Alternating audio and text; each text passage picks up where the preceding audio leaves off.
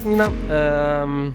Hvala za čas, za to opoldansko podjetniško čajanko, da malo poklepetamo.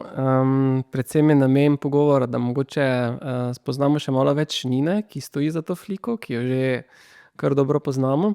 Ampak vseeno za tiste gledalce, poslušalce, ki še ne poznajo flike tako dobro, vseeno malo osvetlimo, kaj ta flika je, pa bi mogoče začel s prvim vprašanjem, kje ste nekako se porodila ta ideja o fliki, kaj je bil tisti trenutek, hkrati, ko si vedela, to je pa zdaj nekaj, kar moramo poštartati, skratka, to malo ozadje.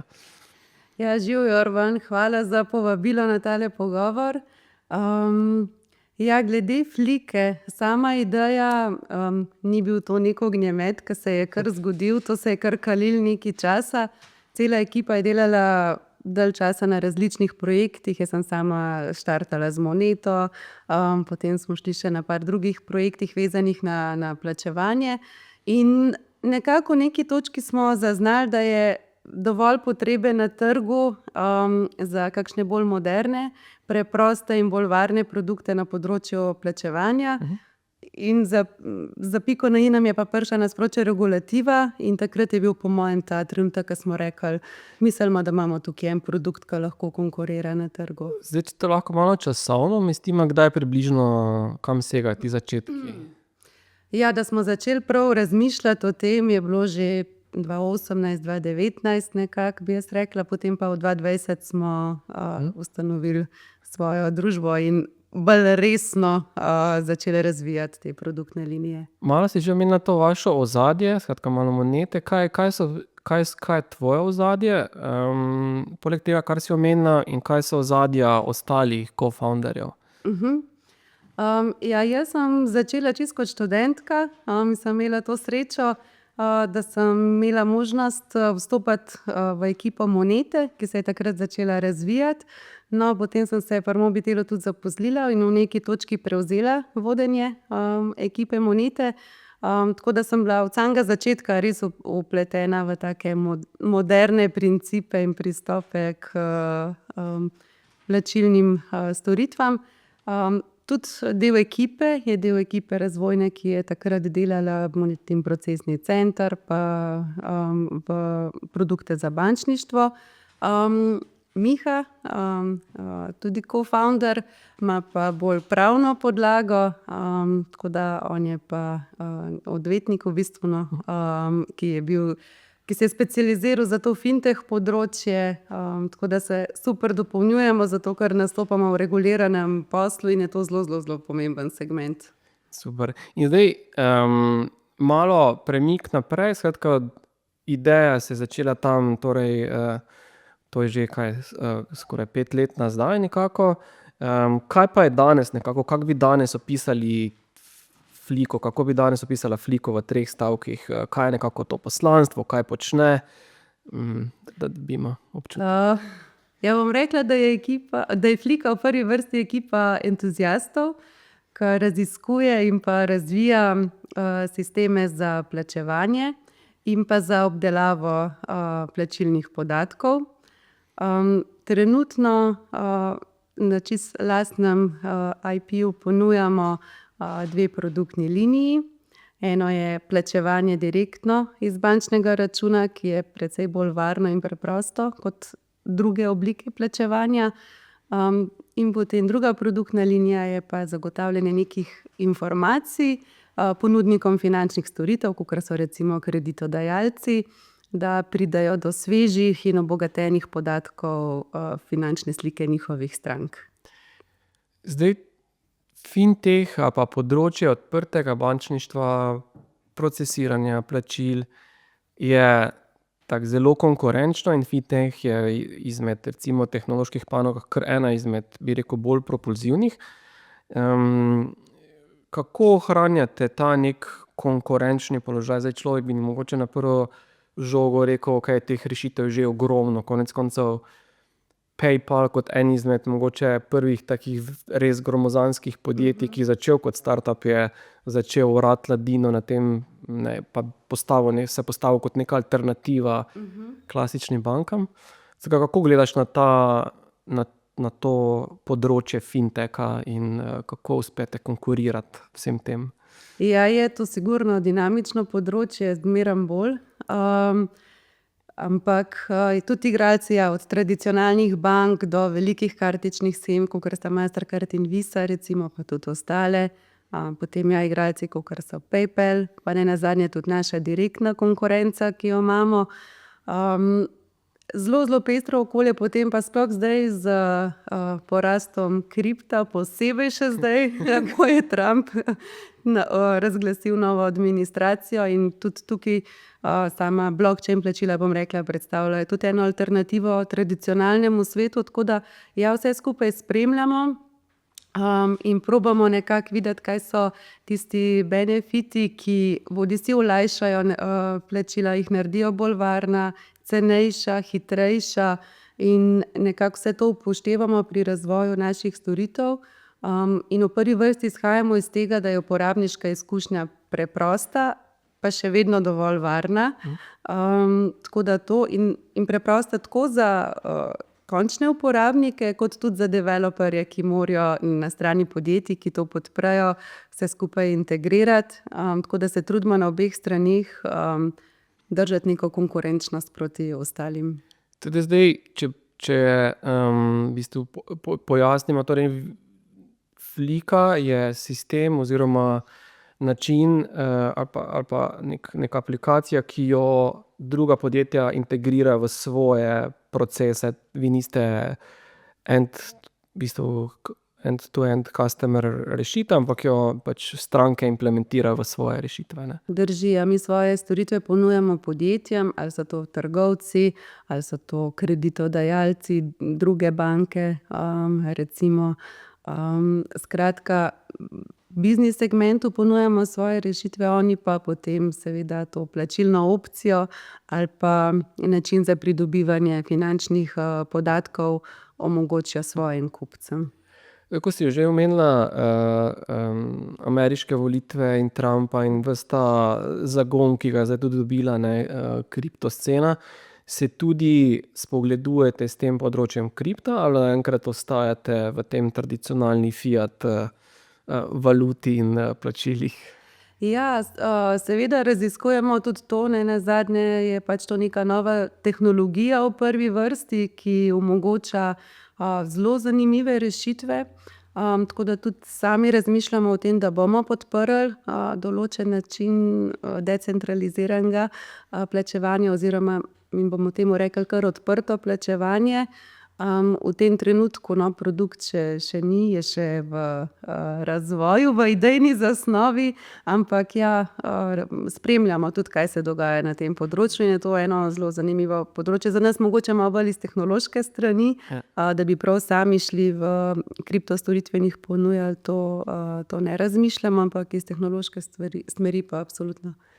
Kaj pa tebe in tebe najbolj navdušuje, ko razlagaš o Fliki, o tem, kar počnete, imaš kar iskrico v očeh. Kaj je tisto, kar te zjutraj dvigne iz postelje in poganja, da toliko časa, energije vlagaš v Fliko?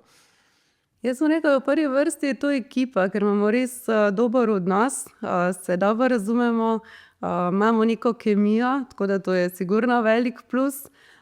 Potem pa sama narava dela, samo področje, tudi to, da se probamo kosati s največjimi igralci na svetu v smislu tehnoloških rešitev, ki jih ponujamo.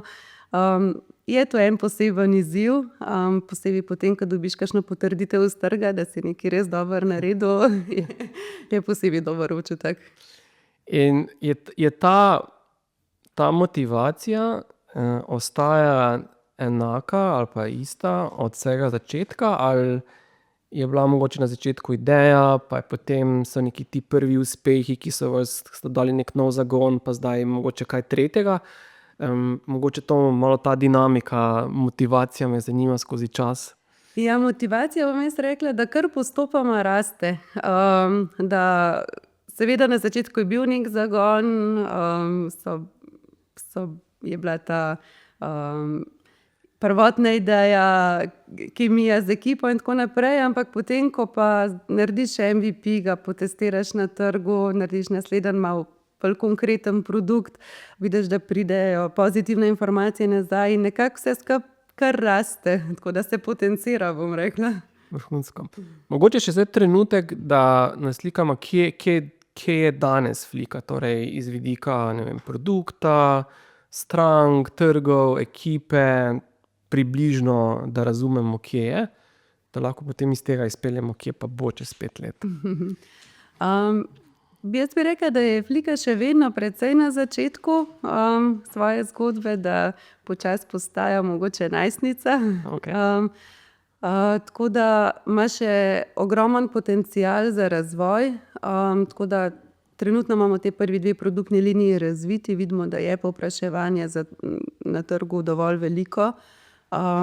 In idej za naprej imamo pa še kar precej.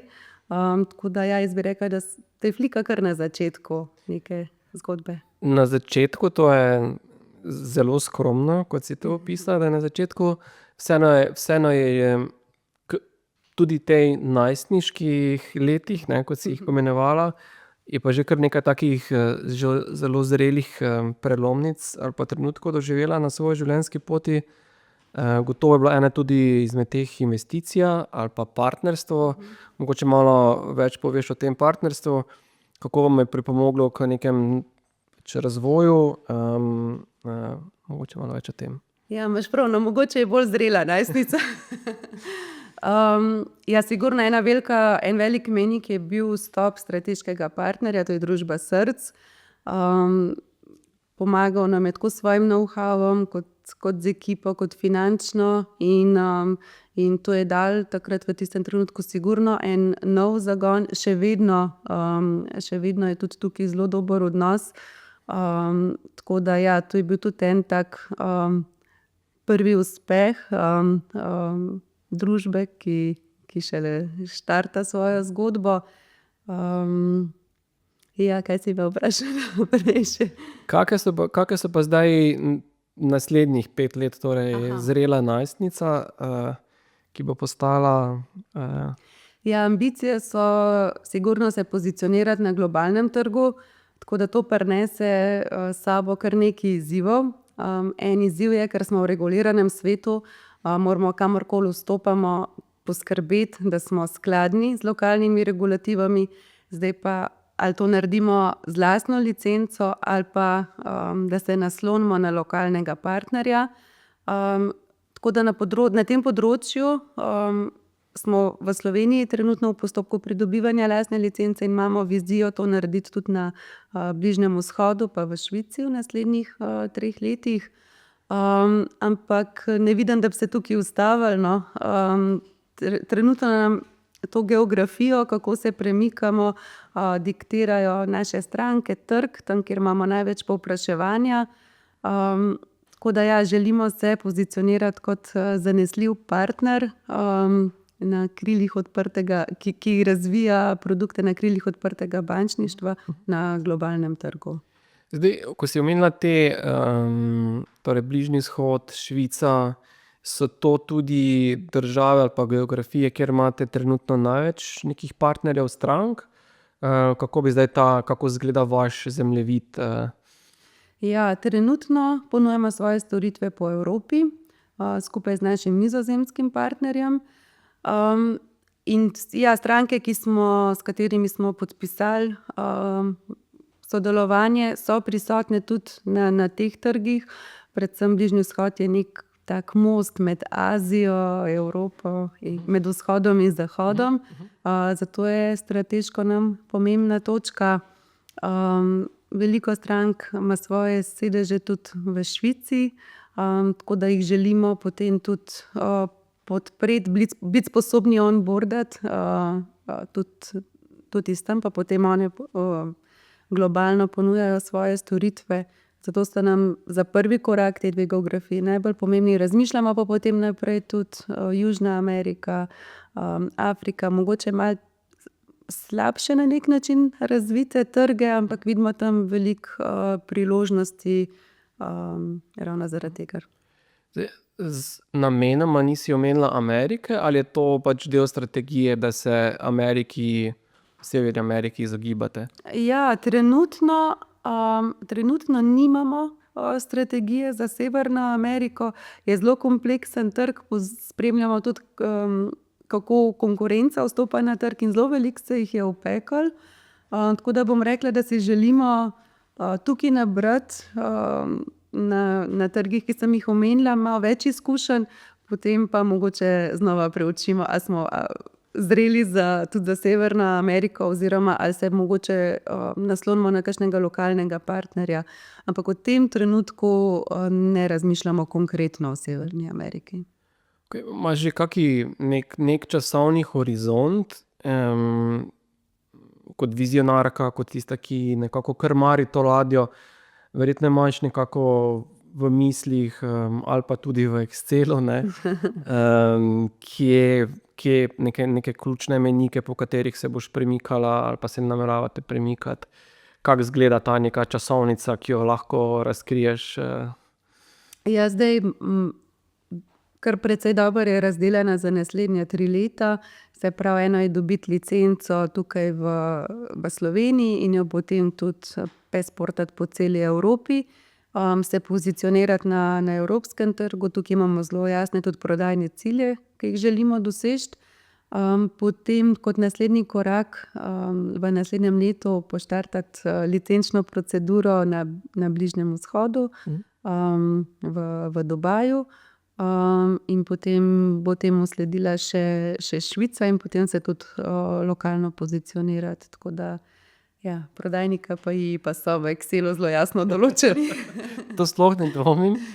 Zdaj, vedno, ko imamo govora ali pa ko govorimo o tako zelo naprednih, propulzivnih tehnoloških podjetjih, je vedno tak en slon v dvorani ali pa v sobi, je ta nekako odhod v davčno ali pa regulatorno bolj naklonjena okolja tovrstnim tehnološkim podjetjem.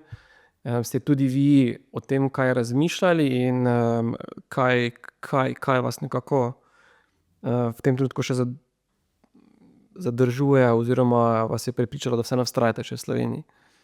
Ja, smo razmišljali tudi o tem, seveda včasih bolj potihem, včasih bolj na glas. Začetna ekipa Flike je v celoti iz Slovenije, zdaj dodajamo kandidate tudi iz tujine, ampak nekako smo vsi v tem slovenskem okolju odraščali, tudi jaz že sem skozi Moneto šla čez to regulatorno proceduro z Banko Slovenije, tako da smo neko izkušnjo imeli tudi z regulatorjem, kar je plus, ko se lotevaš novega posla. Pa tudi je treba tukaj pohvaliti našega regulatorja. Jaz mislim, da sploh na fintech področju, da se trudi biti zelo kompetenten, se izobražuje na to temo. Tudi Slovenija ni nek trg, mogoče tako kot Litva, ko vsi fintechi bežijo tja, ampak to prinese s sabo po mojem tudi poleg plusov tudi določene minuse, no. Mi smo se nekako odločili, da ostanemo doma, da probamo tukaj narediti eno lepo zgodbo. Je vseeno poseben občutek, če to delaš doma. Absolutno. Ampak ja, na koncu dneva pa tudi vagaš pluse in minuse. Tako da jaz upam, da uspemo, no, tudi tukaj v Sloveniji to podjetniško okolje narediti bolj spodbudno, da bomo manj razmišljali o tem, da bi spakirali kufre pa šli ven. Če bi imela čarobno paličico, s katero bi lahko spremenila 3 stvari v slovenskem podjetniškem okolju, najširše gledano, brez omejitev, kaj bi bile te 3 stvari? Jaz mislim, da sploh startupi imamo velike izzive s tem, da si zagotovimo financiranje čisto na začetku poti. In tukaj je meni zelo všeč, kako recimo se v Angliji lotevajo tega, da tudi za investitorje v startup podjetja ponujajo velike davčne olajšave in so potem sami investitorji veliko bolj relaxed, probajo se tako bojo imeli davčno olajšavo, pri nas tega ni, a ne. in se to pozna. Tako da sigurno bi na tem področju. Potem pa tudi, kar se tiče samih startupov, vseh davščin, ki jih moramo od začetka plačevati, da bi vsaj za prva leta bili kakšni benefiti, no. Če ustanoviš podjetje v Sloveniji. Pa nenazadnje konkretno za nas, ki delamo v plačilnih sistemih, Slovenija ima en poseben davek, to je davek na finančne storitve, ki ga je uvedla kot krizni davek, ampak ga ni nikoli umaknila in ta davek nas dela zelo nekonkurenčne na mednarodnem trgu. Okej, upam, da bo kdo izmed ekipe slišal te tri želje. Tudi imamo zdaj močno pobudo v državnem sekretarju, ki se zelo trudi skupaj z ekosistemom te stvari spremeniti, tako da koliko poznam, so te stvari nekako na radarju, ampak ne gre, nič ne škodi, če se večkrat stvari ponavljajo. Omenjaš velikokrat to ekipa kot motivacija. Kaj pa so nekako vrednote, ki jih gojite v tej ekipi? Kaj nekako katere lastnosti najbolj ceniš ali pa so tiste nekako vrednote, so lepilo te vaše ekipe, ki je tako pomembna seveda pri vas? Ja, jaz bom rekla, da jaz vedno stavim na timski duh, tako da to je sigurno pomembna vrednota, da znamo vsi skupaj stopati, podpirati drug drugega, da imamo neko spoštovanje drug do drugega, vsak na svojem področju. Se mi zdi, da so to neke take osnove, ki so pri nas kar zelo močne in sem zelo vesela za to. Tako da ja, pa vztrajnost, na koncu dneva tudi odprtost za učenje, za spremembe, za hitre odzive, skratka, ja. In kako pa kako skrbiš kot lider v bistvu za motiviranost, za to, da ekipa vseeno na daljše časovno obdobje dobro performa, ostane inovativna, deluje na najvišjem nivoju? Iskreno mislim, da imam tukaj jaz še veliko rezerv. Imam res veliko srečo, da je ekipa sama že v osnovi močna in motivirana in mislim, da vsi skupaj verjamemo prav to, da se znamo usesti za mizo, odprto pogovoriti o tem.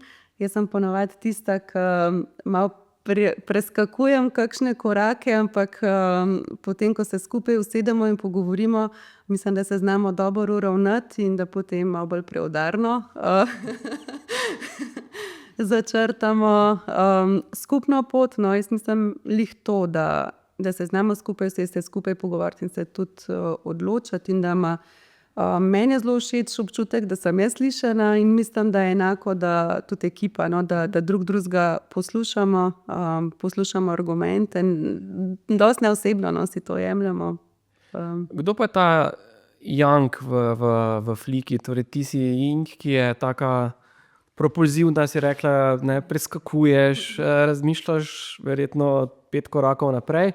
Kdo pa je tisti, ki vseeno drži to neko strukturo, da vseeno ne razletite in da vse kljukice naredite pravilno in pravočasno? Ja, jaz mislim, da Miha sigurno je ta kontrapol, pa ne zdaj, da je šolsta predaleč od tega, ampak glih lepo balans drži tukaj. Andrej pa bom rekla, je pa nekje vmes med nama.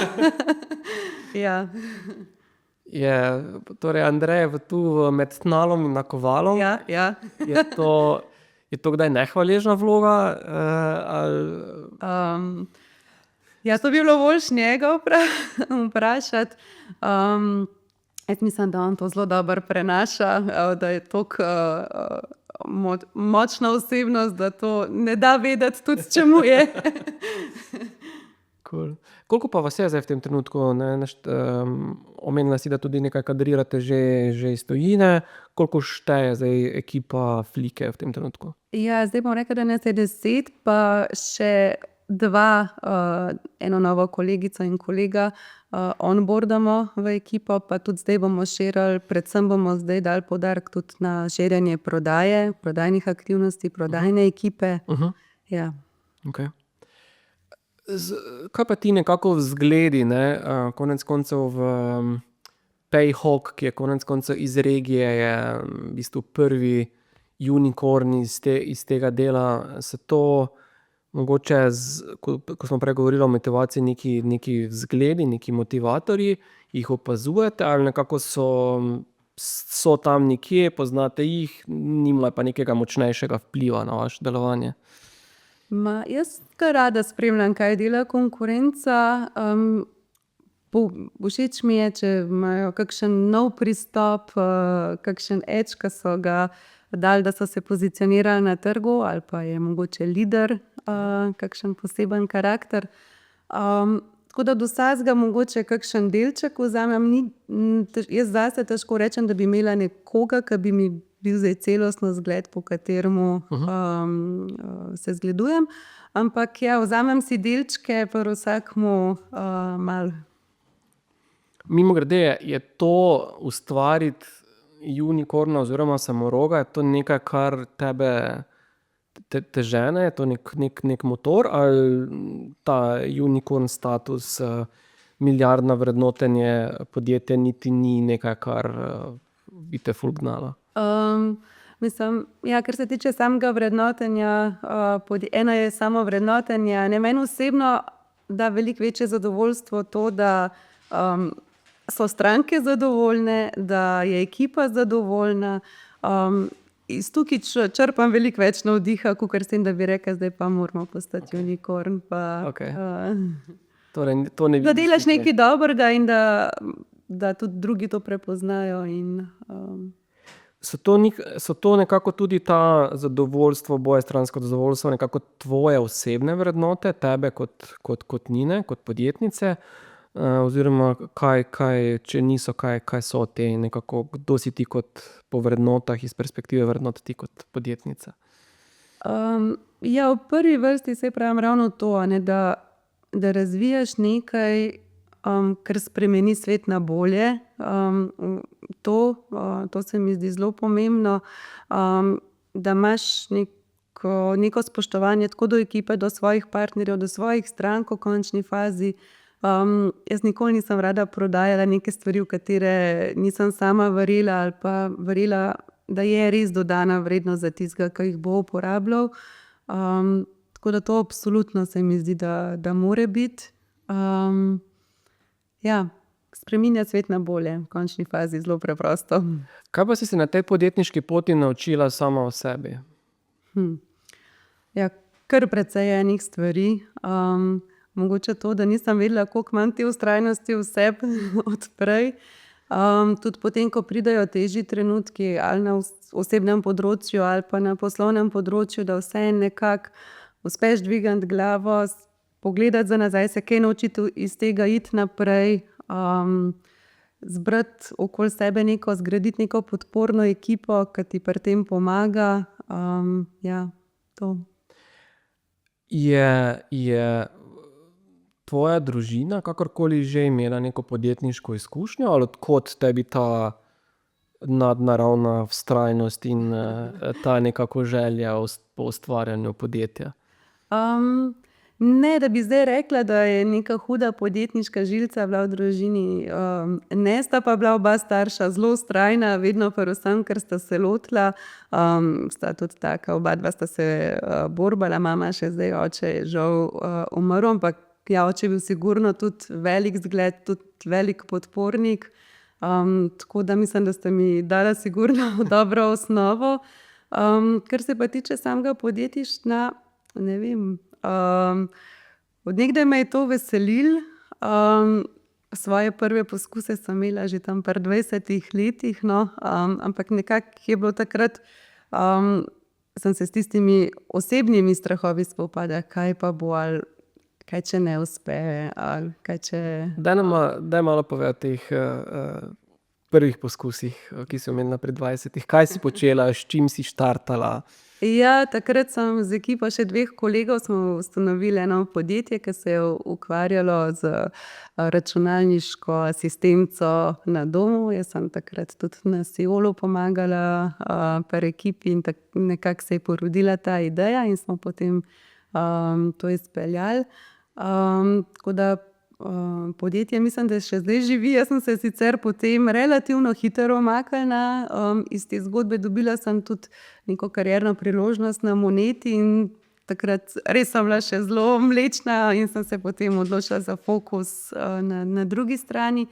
Ampak me je pa skozi to držalo, skozi mi je bilo všeč, da nimaš nekoga nad glavo,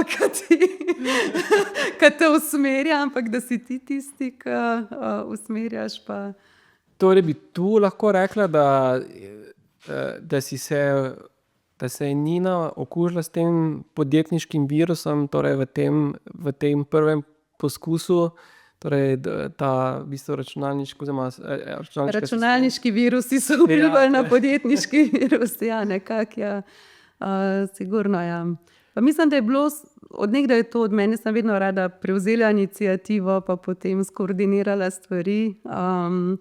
In ja, podjetništvo je en lep način za to izraziti.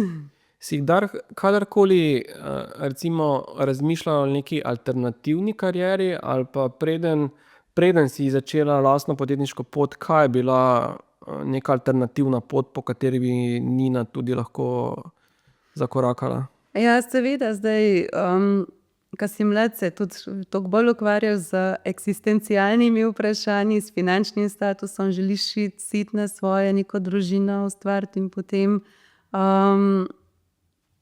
vagaš, a ne.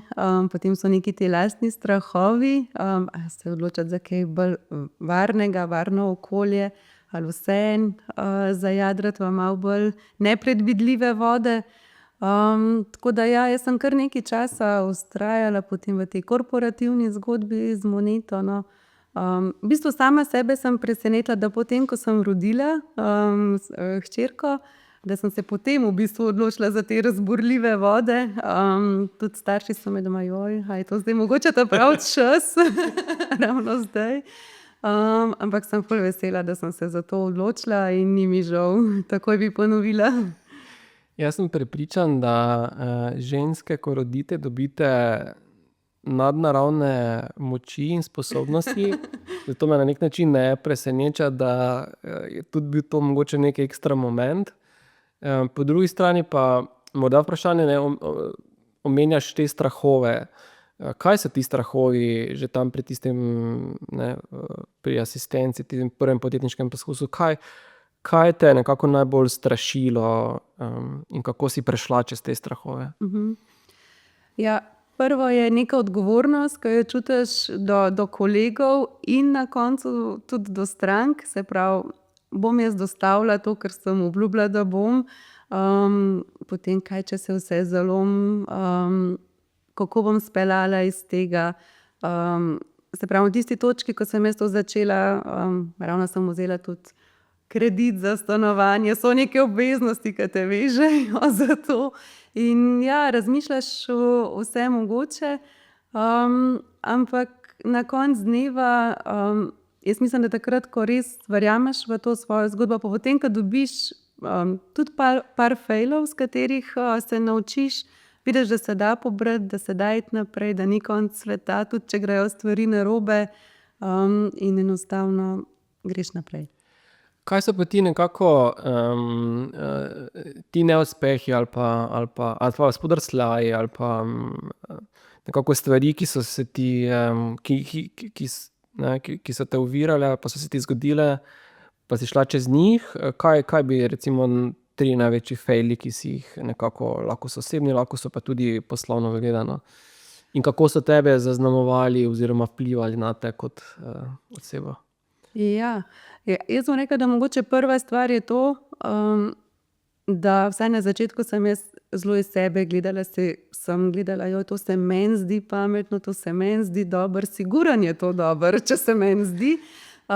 In potem, ko dobiš reality check iz trga, vidiš, da je tvoje osebno mnenje skoraj da ne irelevantno, in da res moraš znati poslušati trg, validirati stvari na trgu, tudi potem, kam usmerjati svoj fokus, koliko časa usmerjati za sam razvoj in koliko hitro potem stvar preveriti na trgu. No, tako da zdaj veliko prej vse to se pogovorim s potencialnimi strankami, vnaprej preverjamo, je to, kar ste si zamislili.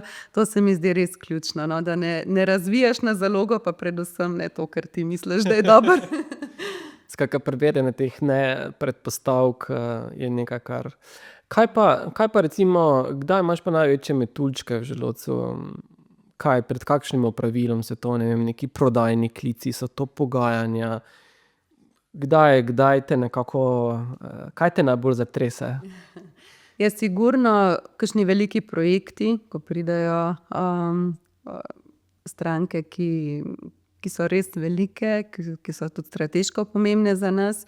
To mi sigurno vpliva na metuljčke. Potem tudi v končni fazi konkurenca, kadar se srečamo, pogovarjamo, vidimo, kje smo, izmenjamo mnenja. Tudi kakšni veliki sistemi, tako kot sem omenila, Mastercard, tudi sodelovanje z njimi je zelo tako, kako naj temu rečem, inspirativno, no. Ja, take velike zgodbe sigurno naredijo velik čar tudi. Kaj pa, na kak način pa obvladuješ ta nemir, ta stres, to pač stres in vznemirjenost, ta konec koncev dve plati istega kovanca? Kakšne imaš nekako metode, kako se Nina umiri, vseeno funkcionira kljub vsem tem pritiskom in stresom in vznemirjenju? Ja, jaz se zelo rada grem umiriti v naravo, to mi zelo pomeni, rada tudi hodim po hribih, čeprav zadnje čase redko najdem čas za to si želim več nazaj tega ravnovesja. Ampak sigurno ta stik z naravo mi je pomemben. Pa tudi moram reči, z mojimi domačimi, z mojimi najbližjimi sproščeno debato ali pa enostavno nič početi, to zelo blagodejno vpliva. So pa to redki trenutki. Imaš težave, da med preklapljanjem tega službene Nine in Nine, ki pa debatira o vsakdanjih stvareh, ali pa ne misli na nič, je neki izziv to nekako ločevati ali znaš dobro in hitro in učinkovito preklopiti? Jaz mislim, da sem se kar zverzirala, da zdaj to prej preklopim, pa trudim se vsaj, kadar sem z avtom na poti domov, da takrat nimam preveč klicev, da je takrat tisti moj detoks. Okej. Ob kakšnem dobrem podcastu ali pa glasbi, da se malo preklopim to vzdušje. Ne gre pa vedno tako, no, ampak. Kaj pa, katera playlista ali pa kateri album, glasbenik, izvajalec je tisti, ki je tak ultimativni? Iskreno ga nimam sploh. Zelo imam rada klasiko, zelo dostikrat si jo dam. Rada imam tudi rock, rada imam različne oblike dobre glasbe, nimam posebne playliste. Zaupam Spotifyju tudi, da me bolj pozna, kakor jaz sebe. Vidim, kdo je, da te Spotifyovi algoritmi boljše poznajo kot samem sebe. Ja. Si tudi kdaj zalotiš, da poješ v avtu ali je? Včasih tudi na semaforju pa gre kakšna rdeča luč, zelena luč mimo. Cool. Kaj pa morda to ločevanje uspeha osebno, poslovno, imaš to ločeno in kdaj boš rekla ali pa trdiš za sebe, da si uspešna tako tudi osebno kot poslovno? Torej zdaj za poslovno recimo si znamo predstavljati, Flika dobro posluje, se širi, raste, zadovoljuje potrebe svojih strank, uporabniki so zadovoljni. Kaj pa čisto tvoji osebni cilji, kdaj je Nina srečna? Ja, jaz kar celostno gledam na to, se mi zdi eno z drugim, no. Srečna, ja, tisto zadovoljstvo, ki ga čutiš, da si sam sebe izpopolnil, da dobro delaš, da delaš lahko v stiku s svojimi vrednotami, da ohraniš samega sebe, kjer si želim, kjer imam sigurno še rezerve, je, da ta work-life, balance. Ampak ja, jaz mislim predvsem to, no, da izhajaš iz sebe, da lahko neko to svojo srčnost daš tako v privat okolju, kakor v poslovnem okolju. Ja. En tak rek velja, da je včasih kak neuspeh potreben, da spoznaš, kaj je uspeh, oziroma da neuspeh lahko vodi k večjemu uspehu. Imaš kak tak primer konkreten, ko je en neuspeh vodil ali pa pripeljal do tega, da si potem dejansko uspela oziroma da si še bolje uspela? Ja, sigurno. Zdaj ta uspeh je res relativen, pojem.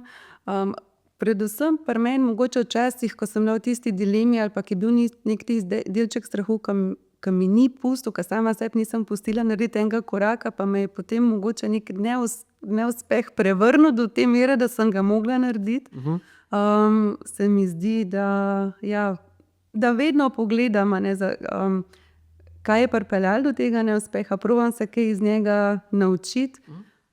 In ja, ko greš naprej, potem vidiš, da je bila to neka nujna lekcija, ki si jo mogel osvojiti. Zdaj pa je to privat ali v poslu ista zgodba. Kako pa se soočaš z neuspehi? Ti neuspehi so kar, se mi zdi, ena taka velika stigma, ki nas kot posameznike in tudi širše kot družbo kar nekako drži nazaj, skratka ta strah pred neuspehom. Kaj si bodo pa mislili, pa mogoče niti ne najbližji, bolj neka širša okolica in ne vem, stranke, ne vem kdo. Kako ti dojemaš ta neuspeh, in kako se z njim soočaš, takrat, ko se zgodi, ker pač neuspehi so nujni in sestavni del? Ja.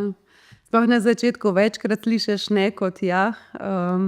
In ja, sam neuspeh jaz gledam neuspeh v bistvu res kot neko točko, neko lekcijo, ki si jo pač mogel dati čez, da si šel lahko naprej. Tako da jaz uspehe in neuspehe, no, v resnici oboje, iz obojega se poskušam učiti, in se mi zdijo zelo pomemben sestavni del. Je bil kak neuspeh na tvoji poti, ki te je tako zelo podrl, da si bila na robu obupa, da pustiš vse skupaj in se vrneš, ne vem, v korporativno okolje, ali pa da pač počneš nekaj drugega? Pa če si lahko konkretna ali pa ne. Ja, jaz bom mogoče rekla, da še največji neuspeh je bil takrat, kadar nisem delovala v stiku s sabo. Se pravi, ko imaš ti neke svoje vrednote, neka svoja prepričanja in ke si potem greš na neki projekt z dobrimi nameni, s tem zagonom, pa vidiš potem, da ne gre v tako smer, kakor si zamislil, pa te potem ti zunanji pritiski kar nekako želijo, da bi vztrajal na tem. In ko vidiš, no, da se te stvari ne odvijajo v pravo smer, in ko začneš izgubljati samega sebe, se mi zdi, da je to največji neuspeh, no. In takrat v tisti točki potem, da zbereš ta pogum, odločnost, presekaš to in greš naprej. Mi je bilo dve zgodbi zelo težko spustiti, ampak enostavno sem sebe toliko izgubila v obeh, da ni bilo to več pravo, niso bili ta pravi občutki in sem vesela, da sem šla naprej. Je tudi to del nekega zorenja, ali pa izkušenj, da znaš, da pridobivaš na tej odločnosti, da znaš prej morda reči ne, ali pa tega pa se ne gremo, ker ni to skladno s tem, z našimi vrednotami? Ali si bila že vedno takšna, da si pač Ne, jaz sem se mogla naučiti reči ne. Jaz sem zelo težko rekla ne. Tako da sem imela kar nekaj lekcij, tako privat kot poslovno, na to temo. Ampak ja, mislim, da mi gre zdaj to boljše. Okej. Zdaj veliko večkrat, zdaj bolj redko rečem ja. To zdaj ne vem, če je za okolico ful boljše, ne, ampak zate je definitivno in prav je tudi tako. Malo si že omenila to uravnoteženje ali pa lovljenje ravnoteže med prostim ali pa med delom in prostim časom, skratka narava, je družina. Imaš morda kak šport, kak hobi, ki te odpelje?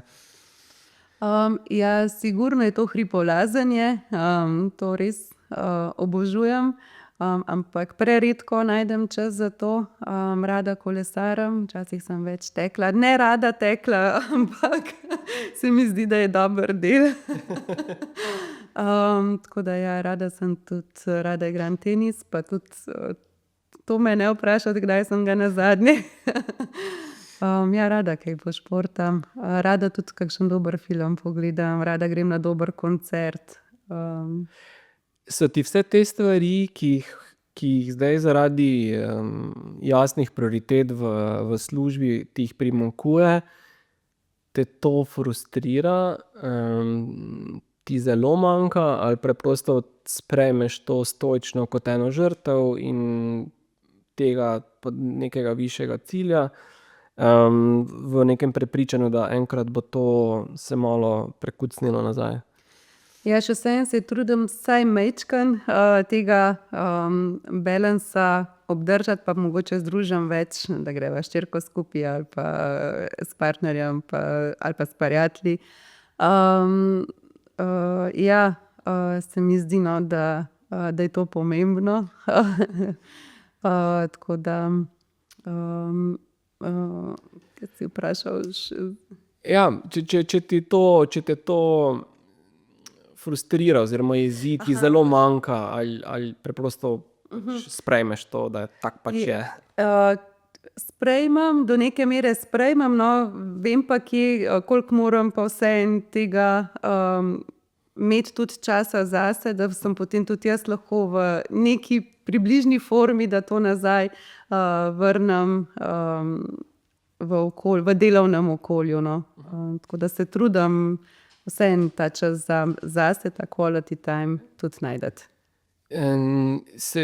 Se je ali pa kolikokrat se pa je zgodilo, da si šla čez neko mejo, ko si, ne vem, si bila morda kdaj tudi blizu neke izgorelosti, kako se s tem soočaš? Ja, jaz mislim, da sem bila tudi kar nagnjena k temu. Trudim se, da ne pride več do tega ekstrema, probam čutiti svoje fizično v telesu, kako se mi telo začne odzivati, vse skupaj na predivji tempo in potem enostavno majčkeno zabremzam, malo umirim strasti, si vzamem malo več časa zase, in grem naprej. Tudi ekipa, mislim, da imamo vsi ta podoben mindset, da se zavedamo, da pač smo celota poslovnega in osebnega dela in da enostavno, če se dobro počutiš, boš tudi boljši. Imate kake nore team buildinge, kjer se sprostite in napolnite baterije? Nič ekstremnega, ne še mogoče. Imaš kakšno idejo za to? Ne vem, zakaj mi je šel Las Vegas zdaj po glavi, ampak No, to se bomo povabili s sabo. Kaj pa nek tak ultimativni odklop imaš, ki ti tudi tako kratkoročno pa zelo instantno, zelo hitro lahko pomaga pri tem, ko pregoriš? Je to, ne vem, slušalke gor pa kakšna muzika ali je to preprosto poklopiš vse, greš ven na en sprehod? Imaš kako tako instant rešitev, ko takoj zafunkcionira? Ja, pri meni je to enostavno iti ven na svež zrak, predihati. To se mi zdi, da ima najbolj instanten učinek. Okej. Potem pa odvisno od kompleksnosti tudi kakšen wellness pomaga. Ali pa enostavno quality time z bližnjimi. Kako pa to, ko si omenila bližnje, kako pa tvoji bližnji, družina gledajo na to tvojo kariero? Te pri tem podpirajo? Rekla si, da takrat na začetku so mogoče starši malo, pa ne bili malo skeptični ali pa so bili tako starševsko skrbni in pazljivi. Kako pa zdaj se ta odnos spremenil? So oni tvoji tak nekako zatočišče, tvoje ogledalo, kakem odnosu so? Ja, mislim, da so se tudi oni malo bolj sprostili vsi skupaj v tej zgodbi in moram reči, da so vsi skupaj zelo močna opora. Tako da ja, so zatočišče, tudi z njimi se lahko zelo neobremenjeno pogovorimo. So zdaj prav veliko konkretnih tem iz posla ne nosim, no. Ampak imajo neke svoje perspektive, ki jih je vedno dobro tudi večkrat slišati. In ja, so močna opora. Kaj pa recimo etičnost pri poslu in pri tehnologiji? Vedno je ta etičnost je nekako vedno bolj prisotna kot v nekem diskurzu o tehnologiji, o prihodnosti, sploh okej z umetno inteligenco. Kako gledaš pa na to etičnost pri razvoju tehnologije in poslovanja? Ja, jaz mislim, da je zelo pomembna, sploh zdaj v teh časih. Marsikaj se lahko izkorišča v zle namene, bom rekla. Tako da je pomembno, se mi zdi, da ohranjamo neki ta moralni kompas. In se mi zdi res močen faktor. Jaz tudi si želim ob sebi imeti ekipo, ki ima to ozaveščenost, ki ima te vrednote na mestu, da smo si tukaj nekje na enakem nivoju. Težko bi delala v kolektivu, ker recimo ne bi imel tega moralnega kompasa naštelenega. Tako da recimo FTX ni neko okolje, v katerem bi Nina cvetela. Daleč od tega. Kaj pa, vseskozi deluješ zelo mirno, tako prizemljeno. Se Nina kdaj razjezi in kakšna je takrat Nina, ko se razjezi? Pa še kako.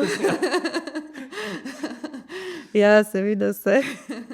Kaj takrat pokajo šipe, letijo kozarci, kaj se takrat zgodi? Ja, trese se zemlja. Seizmograf to zazna.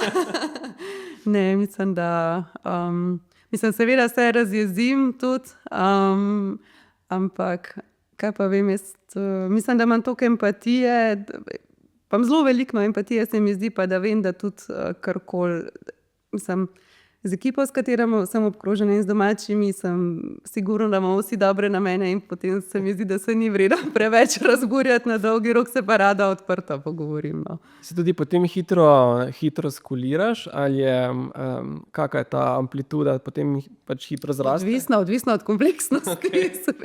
Ne, ampak ja, mislim, da se kar, no. Ne vem, to bi mogel druge vprašati. Jaz bom rekla seveda. Kje pa se vidiš tako čez 10 let, recimo, ko si nekje v nekem svojem zenu, ne vem, ko se pelješ sama v avtu s super glasbo in razmišljaš o prihodnosti, ali pa si v wellnessu z zaprtimi očmi, kje vidiš sebe čez 10 let, če o tem sploh razmišljaš? Si mi dal idejo, da na team buildingih v Vegasu.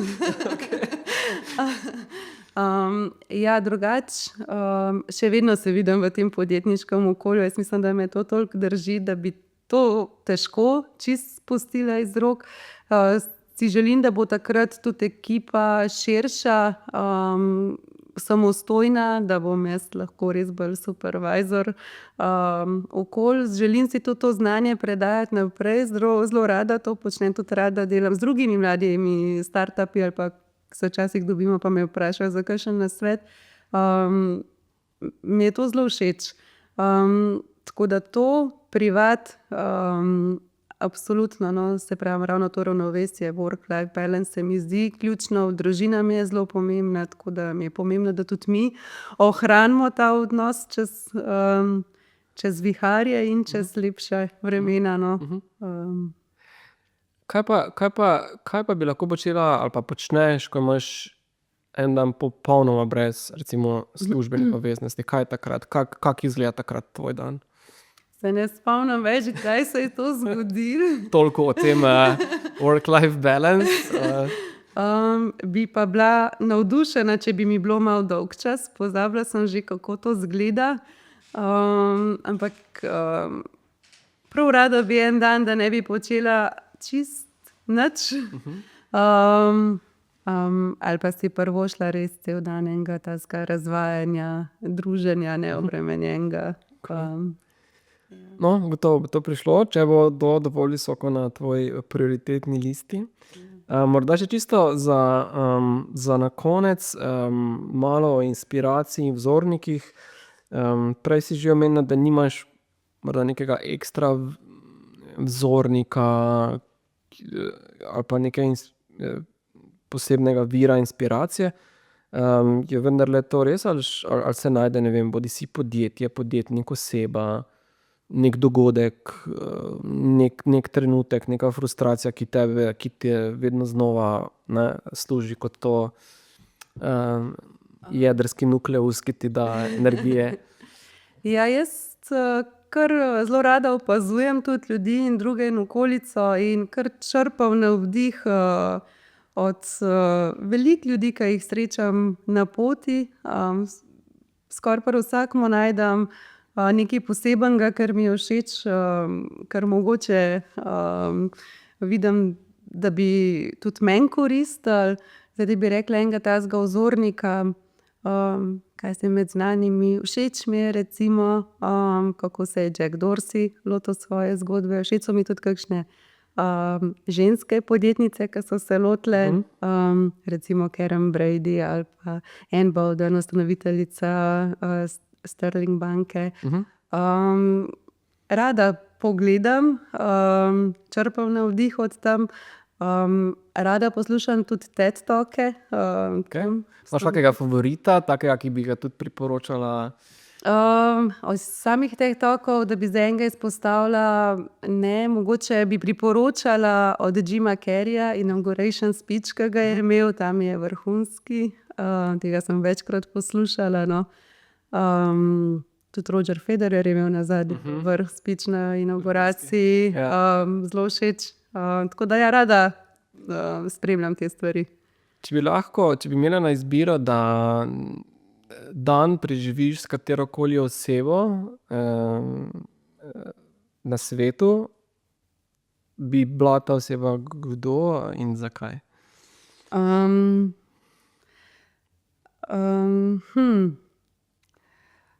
Jaz bom kar rekla, da najrajši preživim čas s svojimi najbližjimi in mi je to čisto zadosti, iskreno. Ja, seveda, pa bi pa se tudi rada kdaj spoznala s kakšnimi, dajmo reči vzorniki, se pravi Karen Brady sigurno, Anne Boden. Z veseljem bi se dobila na kavici z njima. Cool. Še morda tak za konec kak nasvet, ki bi ga sebi dala, ne, tako zdaj po tem recimo 5-6-letni zgodbi sebi pred 5 leti. Torej, kaj bi zrelejša Nina dala svoji mlajši Nini, kakšen nasvet? To, da res izhaja iz trga, ne izhajati iz svojega mnenja, ne imeti svoje mnenje za zlato. Da vztrajaš in da znaš v bistvu, ja, biti v stiku s sabo, ne glede na to, kakšne izzive ti prinese življenje. Pač to, da res ohraniš samega sebe, pa da se naučiš reči ne. To se mi zdi zelo pomembna lekcija. Je še kakšna misel, ali pa kaka lekcija, kak nauk, ki se ti zdi, da v vseh teh nekih podjetniških pogovorih, nasvetih, knjigah ostaja nekako nenagovorjena, neizgovorjena in se ti zdi, da je pomembno, da jo tako obstoječi kot bodoči podjetniki nekako bi jo slišali, uslišali? Jaz mogoče ne zdaj kot nek nauk, no, ampak to, da se mi zdi zelo pomembno, da poleg dela in vsega tega eforta, ki ga vlagaš v posel, da je zelo pomembno, da enak effort vlagaš tudi vase, za svojo osebno rast. To se mi zdi zelo pomembno, ker potem podjetniki dostikrat pozabimo na sebe, se izčrpamo, se izžamemo, in se mi zdi to en pomemben dejavnik, ki se mogoče bistveno premalo govori o njemu, pa bi iz tega štartala. Se pravi, da začneš delati na sebi in potem začneš graditi posel. Okej, vrhunsko. Nina, iskrena hvala za ta lep, iskren pogovor. Hvala tebi prva.